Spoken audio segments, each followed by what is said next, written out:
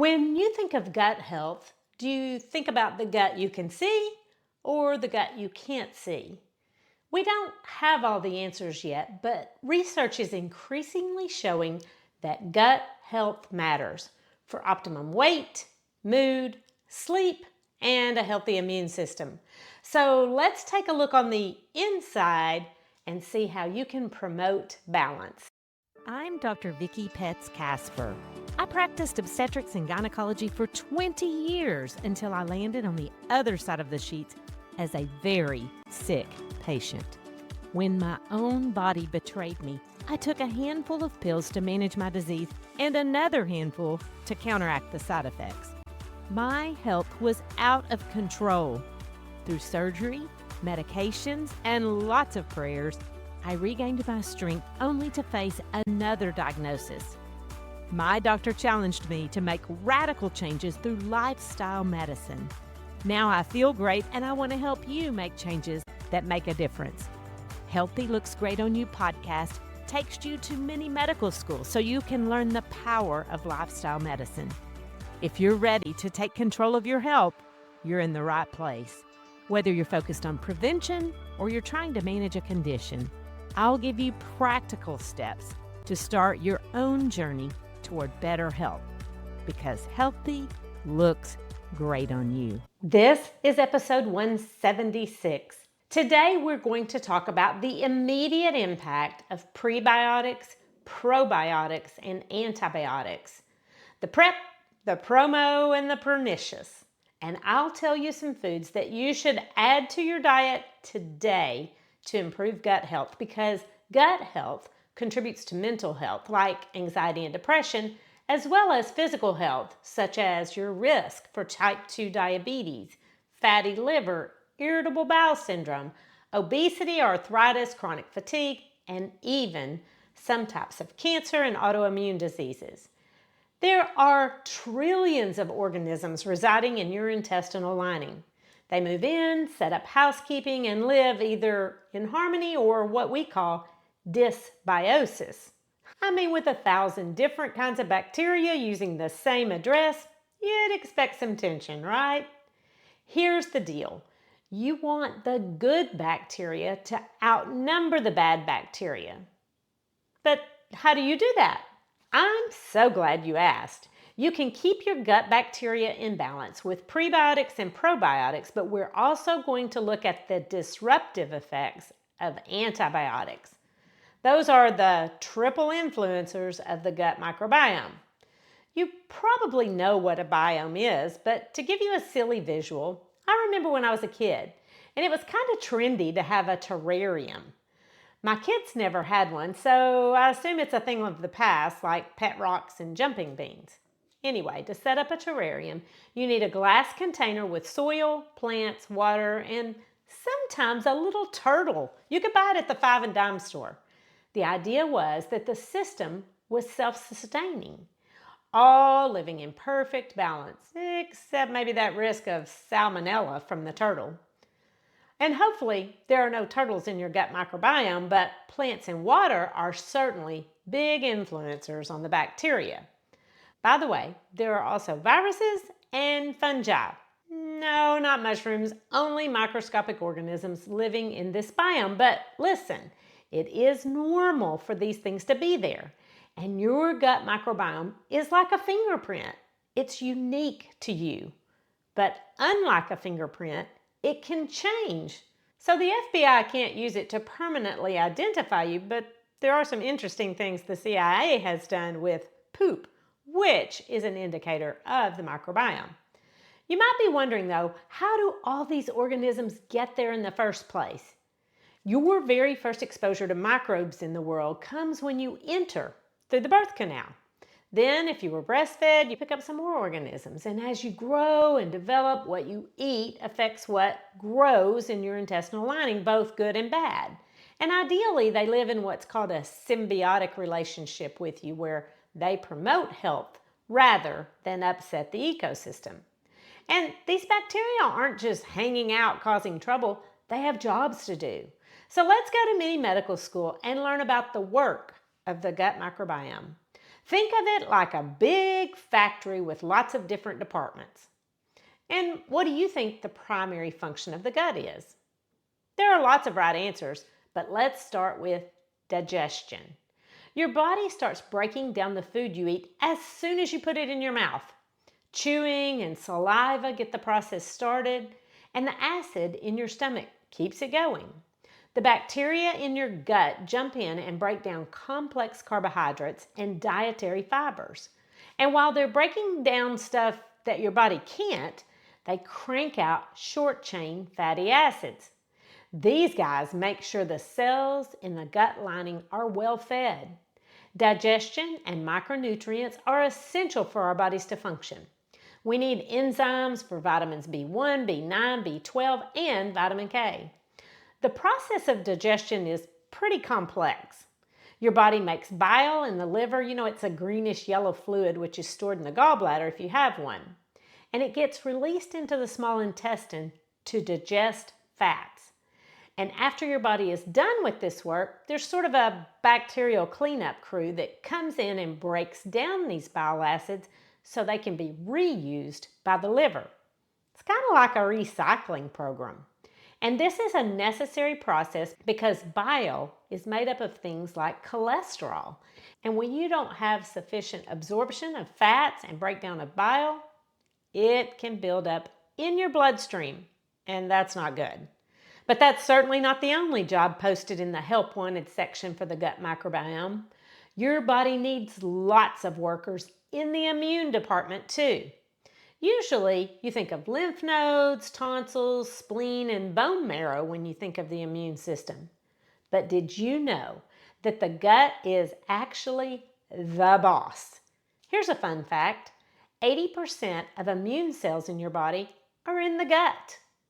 They fend off constant threats and they help your immune system know who is friend and who is foe. And those short-chain fatty acids we talked about form a barrier in the lining of the gut to keep out the bad guys and keep the good guys in. They also put the brakes on inflammation. And look, when you're ordering people or bacteria around, there's going to be some inflammation, and that's normal. But too much of a good thing can be harmful, and that plays a role in autoimmune diseases and even cancers. The next job for bacteria in the gut factory affects your nervous system. There are highways of nerve cells throughout your gut. Bacteria plays a huge role in the production and/or stimulation of neurotransmitters. These are chemical signals that affect behavior, pain, sleep, and mood. Things like serotonin and melatonin travel to the brain through what we call the gut-brain axis. The last department in the gut factory we're going to look at today is the endocrine system. In the org chart, the gut is not only the boss of the immune system, it's also the head honcho for the endocrine system, overseeing the secretion of hormones that affect hunger, insulin, metabolism, blood sugar, and belly fat on the outside, as well as too much fat on the inside, particularly in the liver. I hope you are as amazed about the intricacies of the human body as I am. Just imagining all those little critters doing their work to keep all systems running smoothly is fascinating.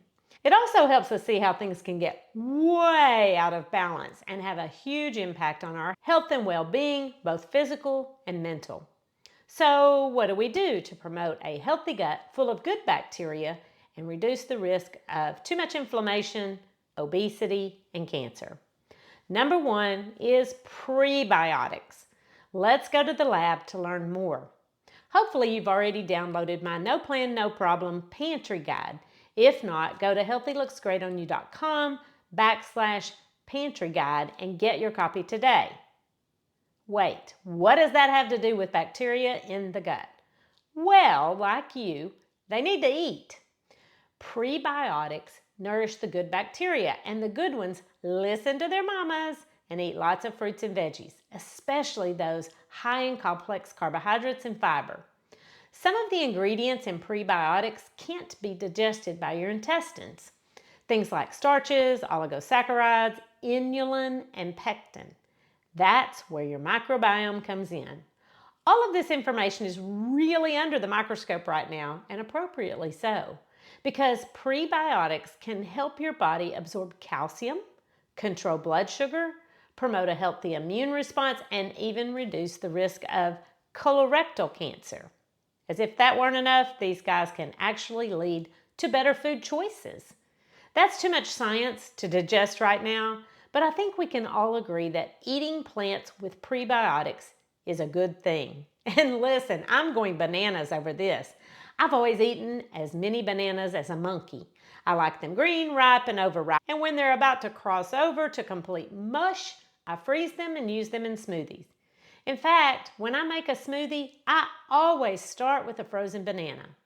Adding apples and berries adds even more prebiotics. I even use them in ice cream, which is just blended bananas, a couple of tablespoons of almond butter, and whatever flavor you want to add. Strawberries and amaretto, or chocolate and cherry, or a couple of my favorites. Freeze it for 30 minutes, and I promise, no one will even miss the fat-filled dairy ice cream. It is so yummy. And when I was struggling with weight, I remember stressing over bananas because they're high in sugar. But nobody told me they were also high in inulin, which is a prebiotic fiber that's good for your gut. But wait, there's even more good news about prebiotic foods. Not only am I a regular banana eater, I am also a big fan of oats. They're filled with fiber and beta-glucan, which feeds those good bacteria in your gut. And this can help lower cholesterol and maintain blood sugar. When I don't eat hot oatmeal, I sneak it into those smoothies for a very practical reason. Y'all, my appetite is huge, and adding oats to my morning helps me make it to lunchtime. Yay, now it's time to talk about lunch. How about eating beans and legumes to keep those prebiotics coming? The lacto-oligosaccharides are found in chickpeas, black beans, and edamame. And have you ever tasted my lentil salad? It's yummy. I often share the recipe with my email followers, so make sure you're on my list. Just go to healthylooksgreatonu.com and sign up to get the weekly episodes. Now let's get real for a minute. Some people get a lot of gas when they eat beans. And there's a good reason for this. You see, those little critters in your belly are fermenting the fiber, which promotes good bacteria, like bifidobacteria, which we called Mama Biff in last week's episode. In case you missed it, I'll put a link in the show notes. Now, if you have intestinal issues beyond that, like irritable bowel syndrome, especially the kind that causes loose stools, your symptoms may get worse if you eat legumes. There are a lot of good other options like asparagus, artichokes, carrots, and whole wheat. Even potatoes are high in fiber. And the more color, the better. So choose purple potatoes if you can find them, but orange sweet potatoes are readily available, and they make a great budget-friendly centerpiece for any meal. And don't forget to spice up your meals with things like flax seeds, onion, and garlic, which has fructans, and that promotes the gut lining and keeps the good guys in and the bad guys out. It also helps feed butyrate-producing Mama Biff, as well as the good neighbors in the intestinal lining like lactobacillus and Faecalibacterium prosnitzi, which we called Mitzi Nitzy in last week's episode. Another good prebiotic is barley. And I haven't really used it, but they say it's tasty, so I'm going to experiment in the kitchen and I'll let you know. Now let's talk about probiotics. They're alive! When you think about probiotics, your mind probably goes straight to yogurt, a terribly misunderstood food. I'll tell you why in a minute. But probiotics are living microorganisms that actually replenish the good bacteria in your gut. And that's why your doctor may tell you to eat yogurt when you take an antibiotic, because the antibiotic is going to kill bacteria, the good with the bad. And some yogurts do contain live cultures of bacteria, mostly lactobacilli, but not all. And many yogurts are packed with sugar, and not just natural sugar from fruit either. So if you eat yogurt that isn't sweetened, remember it tastes like sour cream. So heads up when you think you're doing something good for your body and instead you're eating something that would be better classified as a dessert. Now, some yogurts are low in sugar and contain live cultures. You just have to read the label. Pop quiz for those of you who have been listening to Healthy looks great on you for a while. Do you read the label on the front or the label on the back? I'll put a link in the show notes to that episode to keep you from getting fooled. But regardless, yogurt is dairy, and that's not plant-based. I have an upcoming episode on meat versus plants, and I'll talk about dairy too. But for now, we want to add probiotics so that we have more bacteria and even yeast in the gut. So since I've kind of hated on yogurt, where can you find these? In fermented foods like tempeh, miso, kefir, kimchi, sauerkraut, and the drink kombucha. But be careful, this one is often sugar-based as well. But not alcoholic drinks. Those are terrible for your gut and your body in general. And of course, so are processed foods.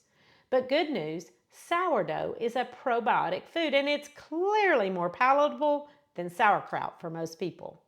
But if you are serious about making some radical changes and you need a little help getting started or maintaining those changes, I've got some good news for you. Go to my website and check out my Kickstarter program to help you start losing belly fat or make whatever habit change you're trying to make and make it last. Lastly, let's look at the effects of antibiotics. These drugs can save your life and they can kill you. And maybe that's why you need a medical degree to prescribe them. But do you? Nope. You can just keep the leftover ones in the cabinet that you didn't finish, even though the pharmacist told you that it's so important. And then, as soon as you get a sniffle caused by probably a rhinovirus, you start popping them like candy. And they don't do any good whatsoever against a cold, and the potential for harm is not insignificant. And even if you don't get something terrible like C. diff, taking an antibiotic disrupts the gut microbiome by killing off the good bacteria. And it takes a long time to restore law and order in the intestinal neighborhood. Not only that, bugs are smart and getting smarter all the time. They learn to become resistant so that the antibiotic no longer works when you really need it, and that can be serious. So take an antibiotic if you need it, but please skip it if you don't. Gut health is also affected by exercise and sleep. And you know I love me a good night's sleep, and we'll definitely take a deeper dive into the Z's on another day. But stress also plays a role. So I have an upcoming episode on the gut-brain axis. It's super important because the gut affects the brain and the brain affects the gut, and it all affects mental well-being. Improving your gut health can improve mental health. It can improve physical health. So eat your fruits and veggies and make sure you get enough fiber. Try adding some fermented foods in place of processed foods because a healthy gut can mean a healthy body. And healthy looks great on you. The information contained in this podcast is for educational purposes only and is not considered to be a substitute for medical advice. You should continue to follow up with your physician or healthcare provider and take medication as prescribed. Though the information in this podcast is evidence-based, new research may develop and recommendations may change.